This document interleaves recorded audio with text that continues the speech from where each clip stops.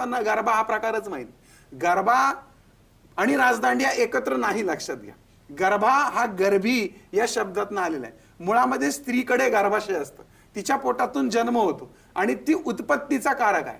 म्हणून गर्भ अशा पद्धतीने एक कळश म्हणजे मातीचं मडकं असतं आणि त्याला 7 छिद्र असतात. त्या छिद्र असलेल्या मातीच्या मडक्यामध्ये एक दिवा लावला जातो आणि ते मडकं डोक्यावर घेऊन देवी भोवती स्वतः भोवती प्रदक्षिणा करत करत काही नाचगाणी म्हणत म्हणत देवीची गाणी, देवीची अर्थबद्ध, देवीच्या धर्माला किंवा त्या गोष्टीला सुसंबद्ध गाणी. शांताबाई शांताबाई नाही, म्हणजे थोडक्यात काय, आज सुद्धा पहा काहीतरी म्हणजे ते आपण तोरण वाहतो, कसली गाणी तर हिडीच गाणी लागलेली असतात, वेगवेगळ्या रिदमची गाणी लागतात. परंतु या गोष्टी टाळून केवळ देवाधर्माची गाणी आणि स्तोत्र पठणाच्या कार्यामध्ये आपला वेळ घालावा. रासदांडिया हा वेगळा प्रकार आहे, गरबा हा वेगळा प्रकार आहे, त्यामुळे दोन्हीची गल्लत करू नये.